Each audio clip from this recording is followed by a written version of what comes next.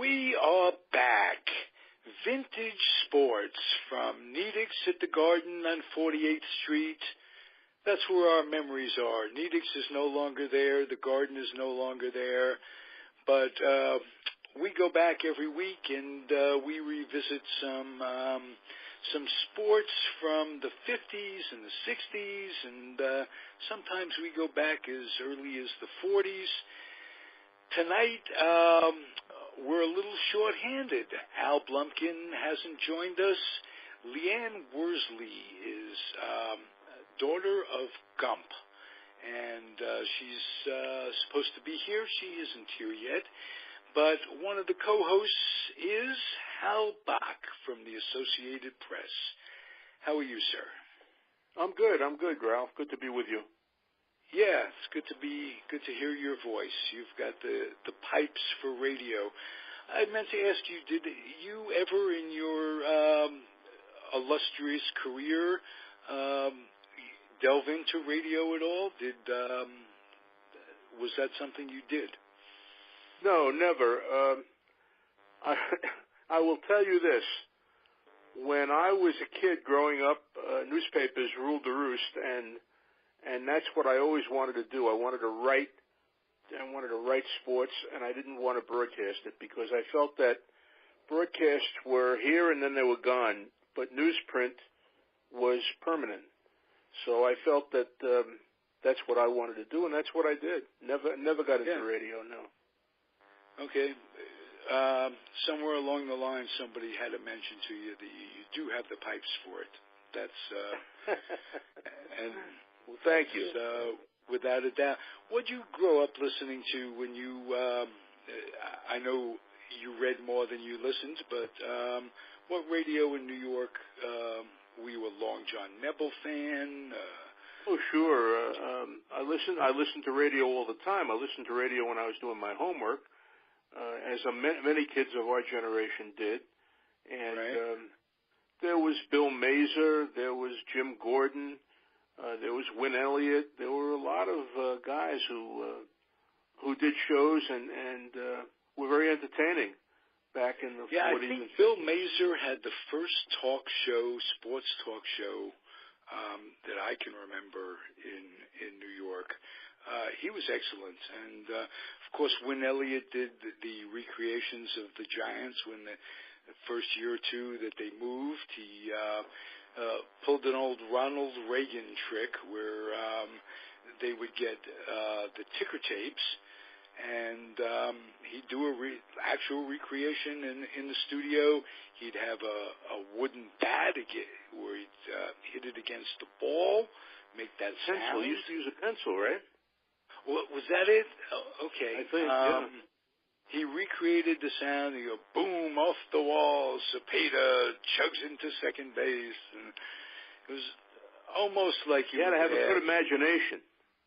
You had to, right? And he had to, because there are times he'd lose the tape, lose contact, with the contact that he was getting, and he'd have to go, well, ball three, or fouled off another one. Yeah, had a lot of foul balls, right? Yeah, a lot of foul balls. So Les Keitel was another one who did that stuff. Yeah, I said Win Elliott. I meant Les Keitel. Win Elliott did bowling, if I remember. Saturday mornings, they had bowling. I don't know. I remember Fred Carter, and it was just winters were tough in New York, so sports were. And the greatest, we neglected to mention the greatest broadcaster of that era was the great Marty Glickman. Absolutely.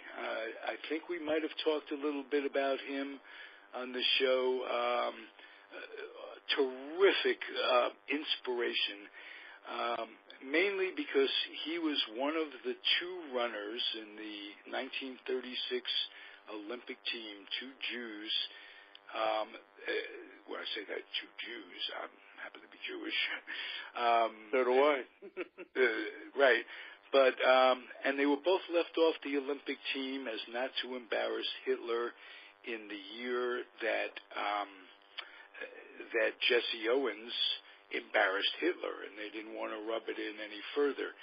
But my point is that of the two runners, I think the other fellow's name was Jim Solar, if I remember correctly. Sam Solar, wasn't it? Sam Solar, okay. His life didn't go as well as Marty's. Marty was able to overcome the trauma. This is a 20-year-old kid. These weren't adults. These guys were playing with. I think Avery, the Olympic Avery Brundage. Avery Brundage was pretty much a friend of Hitler and responsible for that. And my point is, Marty Glickman was an inspiration to an awful lot of people. He announced games that you wouldn't expect the great Marty Glickman to announce. He had a football thing going. I think you were the one that reminded me. Didn't he have New Rochelle football? Absolutely. On Saturday mornings, he would do a New Rochelle football game. Right. And he did, I might have mentioned on these airs to you, I went to Newtown High School and in Queens, and they played for the city championship in soccer. And lo and behold, there's Marty Glickman doing the game. Amazing guy. Versatile guy. Anybody could go up to him and chat with him, and he always had a warm handshake for folks. And later became a mentor for NFL announcers, all different regions all over the country. They come into New York, and they have like a seminar with Marty, and 2-3 days, a weekend, or whatever. And Marty turned out to be one of the all-time gurus in announcing. He was also one of the founders of Home Box Office, HBO. Was he? That television network, and he was a very a far-sighted guy who recognized the potential, and he was terrific talent. He is greatly missed. Okay. Hey, Leanne doesn't seem to be joining us, so let me take some time to learn about the makings of a newsroom. Now, yours newsroom, which you headed up the sports department, the baseball department, was the Associated Press. And what I'd like to know is what on a daily basis are there folks that assign certain stories? Are leads given out? Is it talked about like, I want this story, I have an in on this? How does it work in a newsroom when you're planning to, say, cover a week's worth of sports? Is there like a Monday morning meeting where everybody sits down and plans it out? How does that work? Well, every reporter, or not every reporter, but the senior reporters have beats. So there's somebody who covers boxing, there's somebody who covers NFL, there's somebody who covers college football, there's somebody who covers baseball or basketball or hockey. And you're expected to touch base with your beat on a daily basis. So if you're a baseball writer, you would call the commissioner's office. If you're a football writer, you would call the commissioner's office, or you would call the Giants or the Jets. Now, there are also reporters who don't have beats, and they're just what we call rewrite men. They're there to handle whatever comes across the desk, whatever needs to be done. Sometimes there are news conferences. Sometimes there are press releases. There's also a sports editor who oversees the entire operation. And then there are what we call desk men. Those are people who edit copy and see to it, in the case of wire service, see to it that it gets to the wire in a timely fashion. So that's the breakdown. And you would come into work. I would come into work generally about 10 o'clock in the morning and see what's cooking. You read the overnight report to see what's up, what happened overnight, and then you go to work. Now that's changed. The advent of computer technology and the internet, all of that has changed. And you have to understand that I've been out of it for a while, so I can't really speak to what goes on there now. But I know it's not the same as the experience that I had. Now, in your final years, they were making this transition to computers and what have you. Did you find that to be an asset to all this, to be an asset to the news business, or a hindrance? Does it help or does it hurt in the long run? Is a lot of the personal stuff eliminated? You tell me. Well, in the beginning, when computers were first introduced, they were not perfect. And so I can tell you that I lost stories. I would write a story and I would close it up and then open it up and it'd say, file not found. And I'd say, what do you mean file not found? Where's my story? You didn't have that problem with a typewriter and paper. So I was slow to adopt to the computerized technology. I am still not a fan of computers. I love typewriters. I don't have one anymore. I don't use one anymore. You have to, in this day and age, you have to use the computer. You have to use the internet. That's right. What life is like in the 21st century. And so I've adapted to some extent, but I'm fortunate to have my wife around because she's pretty good with the computer. And whenever I have a little glitch, which is not unusual, she rescues me, which is, thank God we have her, Yeah, you're very lucky from that standpoint, and I'm sure that's just one in a million reasons. But, yeah, that's nice. I'll ask you then, when you're writing a book, are you using the computer now, and does she help you there to set up spreadsheets or whatever it takes to set up your book? Well, the advantage of the computer and the advantage of the internet is that it makes research a lot easier. My early books, the early books that I wrote, you had to hustle around to libraries and microfilm and stuff like that. Now, all of it is on the internet. You Google, and there it is, So that, from that standpoint, the computer has been a great asset for writing, certainly for writing books. But as I said, for me, it's not perfect. I don't know if it just has a hatred for me or I have a hatred for it. But oh no, yeah, we try to get along. It's the carrier. I don't know if you use Comcast, but they're famous for going down and messing us up.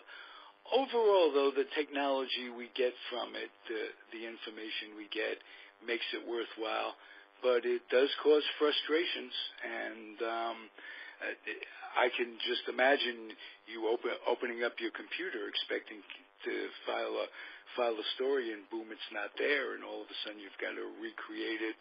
And you can't. It's impossible to recreate a story in its original form. And it's always going to be better the first time out. So, because first of all, you're angry because you've lost it, and second of all, it's just not going to be as good. Your story, it may be the same subject, and you may have the same quotes and all of the same material, but the story will not be as good. That would be my experience. I once had I went to Notre Dame. They sent me to Notre Dame to do a story on the trials and tribulations of the Irish football team. And I collected all the material I needed, and I came back to New York, and I sat down at my computer, nice and fresh, morning, came to work, had all my notes, and started writing. And I wrote about 2,000 words, and I was maybe halfway finished, maybe 2/3 of the way finished, something like that. And I stored it because I wanted to finish it the next day. And when I came to work the next day, it was nowhere to be found. And you can imagine the frustration that caused. I mean, that made me very unhappy because I had to recreate 2,000 words out of thin air. So stuff like that in those days was a great frustration for me. But I don't know if it's better today. I assume that it's better today. I'm not faced with today that you have issue the anymore. laptops. You could be pretty mobile. I wonder if the I'll tell you a story about laptops. When they were first introduced, they used to have something called the Radio Shack 100 and the Radio Shack 200, and they were small little devices. Now, I'm at the Olympics in 1984 in Los Angeles at the Coliseum, and we're in the press box. It's a beautiful sunny day. And for some reason, I can't explain why, the sun shining on the laptop screen caused a little black circle, and it would slowly expand. And you're writing, and suddenly your material is obscured by this black dot that's getting larger and larger. And ultimately, it covers the entire story, and you can't write anymore, because you don't know what you've written before. You have to, writing is not, it's not a simple task. Continuity. Yeah, exactly. And so very nearly, I was at the Los Angeles Coliseum for the track and field events, and I thought to myself, I'm going to turn this thing into a discus and see how far I can throw it, But, I thought to myself, they might not be too happy with purpose. They might not be too happy with that solution, so I figured out something else to do. So you go back to Radio Shack, and do they fix it? Do they give you a new computer? Or I don't know. I gave it back to our technical people and said, here, don't give this back to me. I don't ever want to see it again.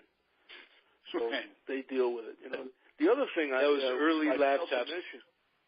Well, you mentioned. I'm sorry. It must have been floppy disk time. Oh yeah, that was the days. Yes. Another thing I failed to mention, one of the skills that you had to develop, and probably still true, you had to be able to dictate, because you often were in situations where you were in a phone booth. I was in a phone booth once at the Kentucky Derby on a training day, day before, 2 days before the race, and a horse got loose. Now, that's a very dangerous situation, because those animals are big and strong, and they will knock you for a loop if they collide with you. So I was in a phone booth, and I hid in the phone booth, and I called my office, and I was dictating to them about this, I don't know what horse it was, but about a horse being loose on the backside at Churchill Downs. So very often you're faced with a circumstance where you have to be able to dictate, and that's a skill that you develop as you do it over the years. And that was a fun part of the job. I kind of enjoyed dictation. Now, one thing about that is you were talking to an editor back at the AP when you're dictating. Right? Oh yeah, well, somebody was taking my dictation, sure, yeah. Oh, okay. Well, obviously, do they have input? Do you chat about stuff or did you when you're dictating a story? No, I'm at the event, and I'm calling the shots on this. You take the dictation, and don't tell me how to do it, I'm here, and I'm seeing what's going on, and I'm giving you the dictation. So, no, that was not an issue. But it's a skill that you have to develop, because not only do you have to tell the story and not only tell it in a continuous fashion, but you have to be able to regulate your words, because the guy on the other end is typing. So I can't just keep blabbering. I have to kind of hesitate and be halting in my dictation to give him a chance to stay with me. So that's a skill that you have to develop, and I was good at it. I enjoyed it, and I think I was pretty good at it. I'll bet you were. Tell me about the art of headline writing and how that could screw up an article. It could screw up the points. You could be at odds with the headline writer. Does the writer have control of that? Is that discussed? Well, how does that work? People don't readers don't realize that the guy who writes the story does not write the headline. You write the story and you turn it over to the editors, and they write the headline. Now, usually it's pretty good. The headlines capture the story pretty well. There are times when they don't. Here in New York, perhaps the most famous headline, well, there are a couple. New York was in the throes of an economic downturn in the 70s, and the mayor said he was going to go to the federal government and ask for a bailout. We needed money. We didn't have money here in New York. And the mayor appealed to President Gerald Ford for a bailout, and Ford rejected that appeal. And the headline on the front page of the Daily News read, "Ford to New York, drop dead." That's a classic headline. Then there was another headline, another classic. This was in the New York Post, which had some of the best headlines. They really did.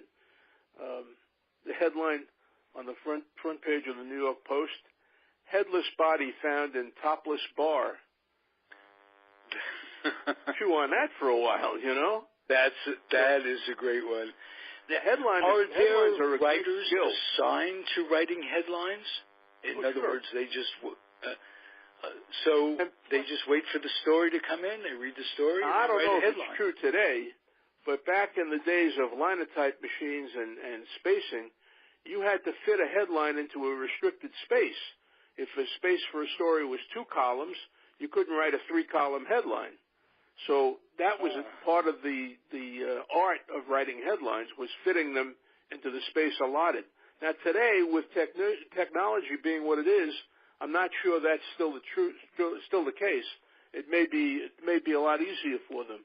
But in the days when I was writing headlines, when I was in college working on a college newspaper, you had each letter had a value. Like an M, which was a wide letter, was worth 2 units, where an L, which was a narrow letter, was worth a half a unit.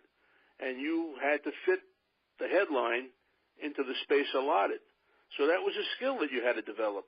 And again, it's one of the things that you did in the era that I was in, and I enjoyed it. I thought it was a challenge, and I enjoyed doing it. Yeah, it's like almost like a word game. Yeah, sometimes you had to change. Very true. That's very true. Right. Very true. Amount of letters and what have you.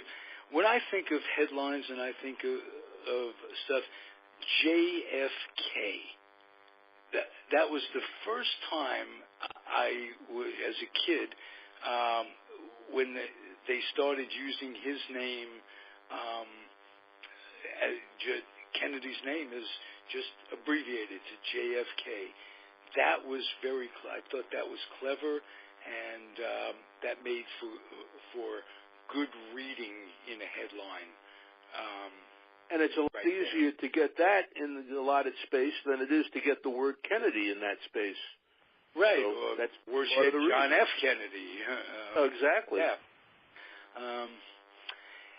Who did you have as, you were a writer for a long term.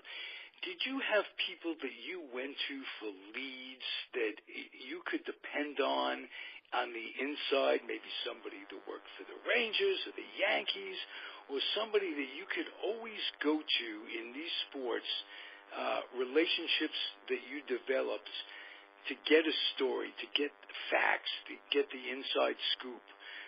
Sure. Did you use every team has a go-to player, and when I say go-to, I mean go-to for the press. So you will see stories, for example, here in New York right now, a guy like Curtis Granderson of the Mets, the right fielder, what's his name? Bruce. Jay Bruce, right. Jay Bruce of the Mets, David Wright when he was playing. These were guys who would be very receptive to answering questions. My favorite of all time was a good friend of mine named Rod Gilbert, who played with Gump Worsley on the Rangers. And Gump was a terrific guy, too. There are guys who you identify, who you know you can depend on to answer your questions and to give you material that you can write a story from. And you learn that early on and when you have a beat. This is a go-to guy, and that's not a go-to guy. Reggie Jackson was wonderful with the press. Really? You know, and here's a guy who hit 560 some odd home runs. So he's always going to be a newsmaker, and he was good with us. I found him good. There was an incident. We just had Old Timers Day here in Yankee Stadium, and they had among the old timers who came out was a guy named Mickey Rivers, who played center field in the 70s for the Yankees. And he was a character. He was something of a character. And Mickey, how shall I put this? Often garbled the English He could language. deal with Reggie. He could put Reggie's ego in his pocket a little bit. Which by all means. Yeah. What was nice about Mickey, Mick the Quick, he didn't always respond to questions in the traditional manner. And writers, after a while, said, I don't understand what he's talking about. I'm not going to talk to him. So I come up there for the World Series workout in 1977, I guess, or 78. And I had not been covering the Yankees, but it was time for the World Series, so there I was. And I'm looking around the clubhouse, and one of the tricks of the trade is you look for guys who are available. If there's 10 people around an individual, I'm kind of not interested. I want to find somebody who's got maybe one or two people around him so that I have an opportunity to ask a question, so that I have an opportunity to hear his answers, and so forth. So now I'm in the Yankee clubhouse, and Mickey Rivers is by himself. Okay. So I walk over, and I introduce myself, and I ask him a couple of questions about whatever. And he was okay. I mean, he wasn't Winston Churchill, but he was all right. I got enough material to write a story, and that's the bottom line. If I have enough material, thank you very much, and I go write my story. And I walked away from Mickey, and a couple of writers came up to me and said, did you understand what he was saying? I said, yeah, of course I did. He didn't botch the language with me. He was very clear and very concise, and there was no problem. But that's why clubhouses are very interesting places, kind of like an adventure. You never know what you're going to come up with. Yeah. Who was the most helpful guy to you when you first started writing? Which athlete made you feel like, well, I could do this. I could talk to him, so I could talk to other people. But in other words, if you could develop a rapport with one person, you'll be able to do it down the line. And who broke your cherry, so to speak? Rod Gilbert, without question. Rod and I are the same age, maybe a year apart. He may be a year younger than I am. Okay. But he came to the Rangers, and I was working for the Rangers. And he was just a French-Canadian kid dropped into New York, and so he would come to our office, the PR office, and just kind of hang out.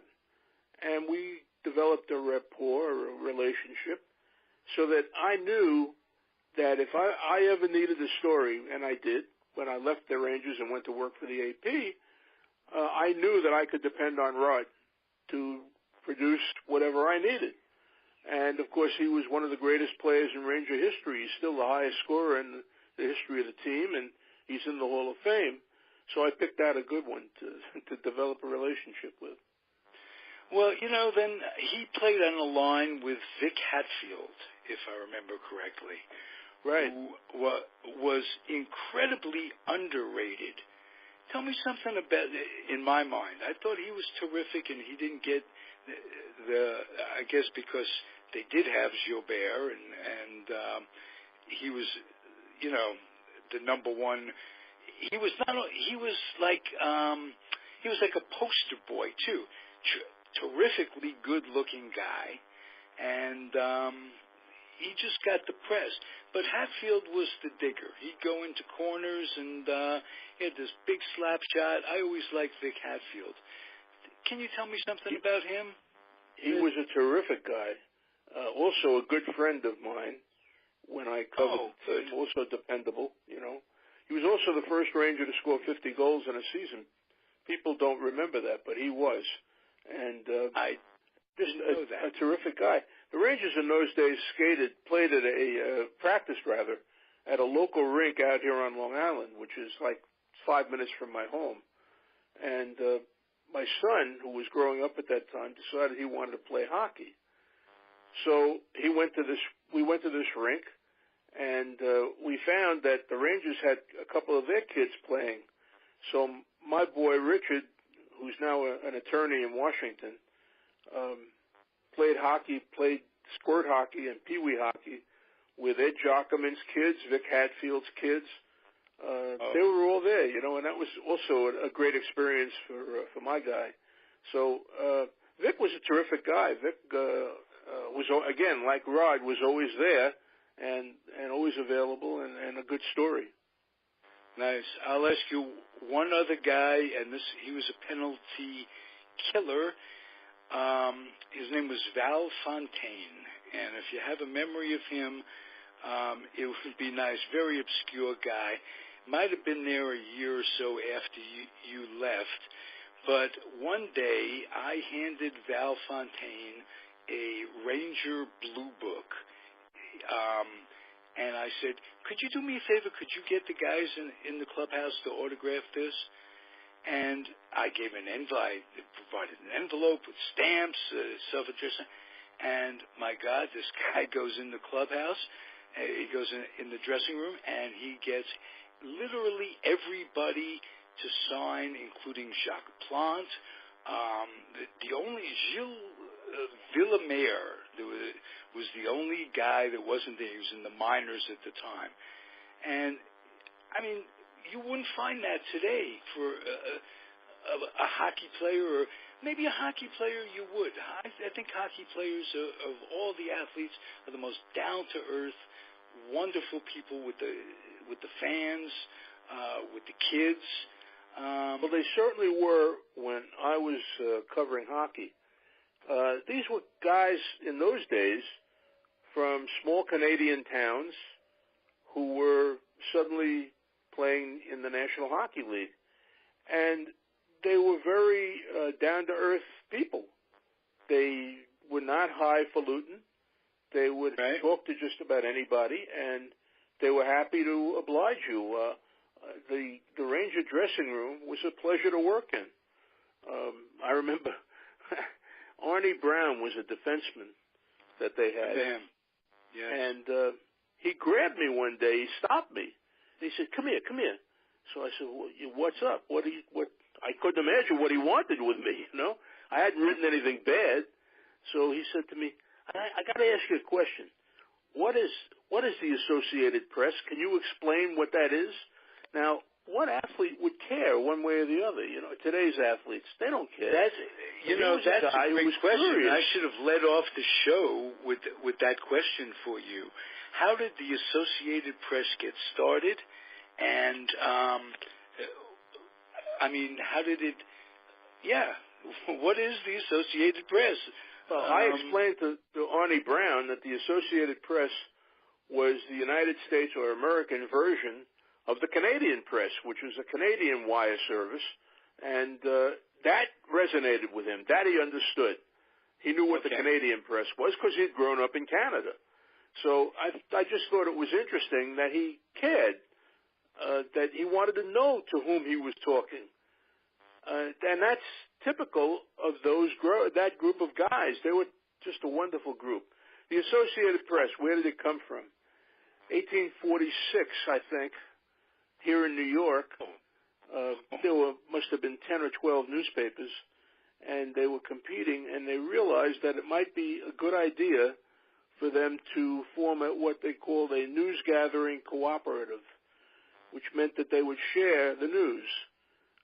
They would have, because they couldn't all be everywhere. You can't. So they depended on they created the AP, and depended on it to be where they couldn't be. And it was launched as what they call a news gathering cooperative. It is today the largest news organization in the country, and I'm proud of the days that I spent there. And what else can I tell you? You know? Yeah. Well, I could also tell you that the Associated Press would accumulate pictures in book form, and I think you edited one or two books along those lines. Obviously, they had photographers that were AP photographers only. Am I correct? Yes, absolutely. Okay. They did a wonderful job. This is back in the days in the 50s when sports literature didn't come all that easily for fans, and the AP had several books that I could remember with some incredible photography. They did very well there. I want to ask you, were there writers in your time that would go from maybe working for a paper to working for the AP, go back and forth, or something, start at the AP and go on to newspapers? That was more the trend. You would start at the AP, and it was a great, excuse me, a great first job because you were getting to do everything. One of the things I enjoyed about my time at the AP is I covered everything there is to cover. I covered every big event there is. The one event that I missed, and I regretted it, when I was a kid growing up, I thought it would really be great to cover a football game in South Bend, Notre Dame football game on a Saturday afternoon in South Bend. And I never got to do that for one reason or another. But boy, I covered everything else. And really, as a young man growing up, as a kid growing up, that was what I wanted to do. I wanted to cover the World Series. I wanted to cover it wasn't a Super Bowl, but when they came along, I wanted to cover the Super Bowl.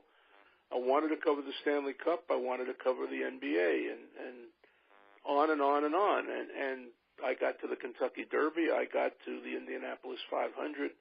I got to the Masters golf tournament. I got to Wimbledon, and on and on and on. So I've been everywhere there is to be, with the exception of South Saturday afternoon. Did you save your press pins, because they have become such a memorabilia thing? Yes, the answer to your question is yes. I have quite a collection of World Series and Super Bowl press pins. Nice. Which I'm proud of. Nice that you did. Wow. This has been fun for me, Hal. I got a big insight to the life you lived for, 35 years with the AP? 40 years with the AP. 40 years with the AP. Wow. Thrilled that you could share your experiences. And we'll catch up with Leanne Worsley another time if we do. If we don't, we won't. We're pretty versatile. We can make a show out of just you and me chatting. And thank you. I appreciate it, Hal. Sure. Good to be with you. Okay, let's do it again next week, and we'll go from there. Everybody out there, keep on keeping on. Hal Bock, Comfortably Zoned Radio Network. I'm Ralph Tyko. See you next week, everybody. Thank you again, Hal. Good night.